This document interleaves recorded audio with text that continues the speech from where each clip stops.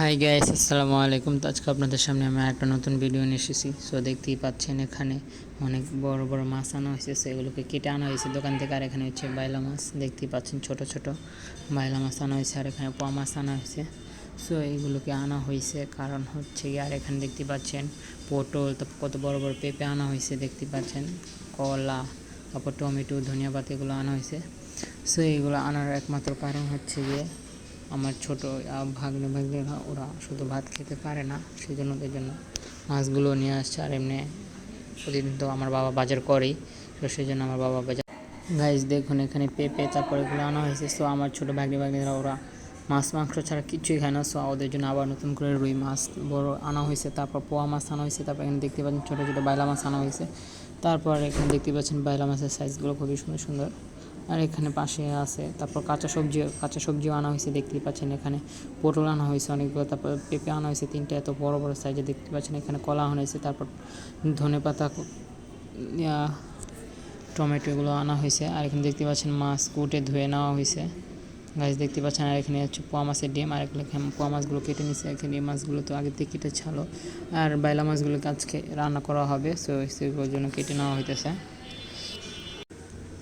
গাছ। দেখুন এখন ছোটো বাইলা মাছগুলোকে নেওয়া হয়েছে, ধুয়ে রাখা হয়েছে। সো এগুলোকে এখন রান্না করা হবে। সো এখন কড়াইতে দেখতে পাচ্ছেন কাঁচামরিচ দিয়ে দিছে, তারপর পেঁয়াজ কুচি দিয়ে দিছে। তো এখন একটু তেল অ্যাড করা হয়েছে এটার সাথে। সো এখন এটাকে একটু ভালোভাবে নেড়েছে, একটু ভেজে নেবে হালকা পাতলা। আর এখানে দেখতেন বাইলা মাছ দিয়ে রান্না করা হবে, আজকে পেঁপে ভাজি করা হবে।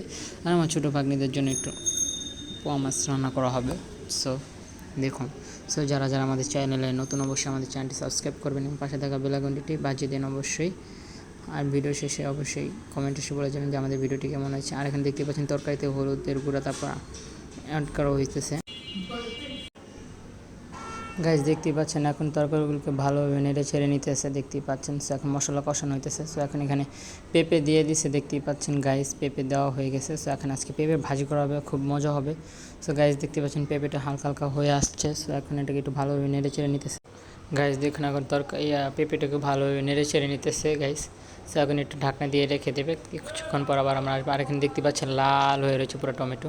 আর এখানে দেখতে পাচ্ছেন কাঁচামরিচ, পেঁয়াজ কুচি, তারপর আদা রসুন রাখা হয়েছে। আর এখানে কিছু ধনেপাতা রাখা হয়েছে। সো এখন ধনেপাতাগুলোকে পেঁপের ভিতরে দেওয়া হয়েছে। সো এখন পেঁপেটাকে ভালোভাবে নেড়ে ছেড়ে নেওয়া হবে গাইস। দেখুন এখন পেঁপের সাথে একটু ভালোভাবে ধনেপাতাটা মিক্স করে নেওয়া হইতেছে গাইস। এই দেখুন এটাকে একটু ভালোভাবে মিক্স করে নিতেছে। এটা হচ্ছে আরেকটা ধনেপাতা, এটা জানি কেমন। সো এটা আরেকটা না, এটা হচ্ছে অন্য রকম। সো ধনেপাতা হয় দুই রকমের। সো এখন গাইস আমার মা আবার এসে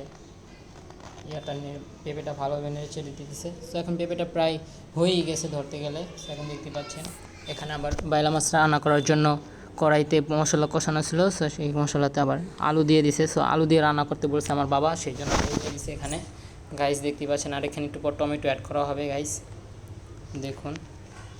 সো এখানে আর আমার ভাগ্নিদের জন্য পোয়া মাছ রান্না করা হইতেছে দেখতেই পাচ্ছেন। এই দেখুন পোয়া মাছ রান্না করতেছে। আর এই পাশে দেখতে পাচ্ছেন চচ্চড়ি করা হবে বাইলা মাছ দিয়ে। আর এখানে দেখুন পাশেই হচ্ছে পোয়া মাছ আমার ভাগ্নিদের জন্য, সেই জন্য ওদের জন্য রান্না করা হইতেছে গাইস, দেখুন গাইস। দেখুন এখন প্রায় রান্নাটাও হয়ে গেছে। সো সো এখন এটার উপর দিয়ে আবার ধনেপাতা দিয়ে দিতেছে গাইস। দেখুন যেন ধনেপাতাটা দিলে একটা আলাদা ফ্লেভার আসে। সো তরকারিটা খেতে খুবই মজা লাগে ধনেপাতা দিলে গাইস। সো আপনারা সবাই ধনেপাতা দেন অবশ্যই। আমার মা তো প্রত্যেকটা আইটেমে ধনেপাতা দেয়, আর ধনেপাতা হয় না। আর ঝালের কথা তো কোনো বলাই নেই, সে তো ঝাল দেয় আরও বেশি বেশি, অনেক প্রচুর ঝাল দেয় গাইস, দেখতেই পাচ্ছেন। সো এখন এটা রান্না করা হইতেছে আমার ভাগ্নিদের জন্য, সেই জন্য এটার ভিতরে বেশি একটা ঝাল দেওয়া হইতেছে না। সো গাইস দেখতে পাচ্ছেন তরকারিটা রান্না করা হয়েছে, কত সুন্দর হয়েছে কালারটা দেখতে পাচ্ছেন, মনে হইতেছে মুরগির মাংস। এখানে আসলে কিন্তু মুরগির মাংস না, এগুলো হচ্ছে পোয়া মাছ। আর এখানে দেখতে পাচ্ছেন বাইলা মাছ রান্না করার জন্য যে ঝোল দেওয়া ছিল সেই ঝোল হয়ে গেছে। আর এখানে দেখতে পাচ্ছেন বাইলা মাছগুলোকে এখন দিয়ে দিছে আলুর ভিতরে। সো আলু দিয়ে রান্না করা হবে আজকে বাইলা মাছগুলোকে। সো এখন এগুলোকে ভালোভাবে একটু উপর দিয়ে বিছিয়ে দিতেছে, নয়তো আবার লাড়াচাড়া দিলে ভেঙে যাবে, একবার গুঁড়ি গুঁড়ি হয়ে যাবে। সো সেই জন্য লাড়া দেয়নি আর কি আমার মা। এটাকে একটু ভালোভাবে নেড়ে চেড়ে নিতেছে গাইস, দেখুন। এই দেখুন একটু নাড়াচাড়া হয়ে গেছে প্রায়। এখন উপর দিয়ে টমেটোগুলো দিয়ে দিতেছে, দেখুন উপর টমেটো দিয়ে দিছে।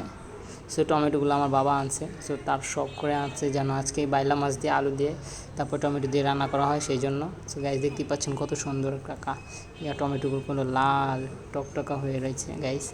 আর যারা যারা আমাদের চ্যানেলটি সাবস্ক্রাইব করেনি অবশ্যই আমাদের চ্যানেলটি সাবস্ক্রাইব করবেন, পাশে থাকা বেল আইকনটি বাজিয়ে দেবেন।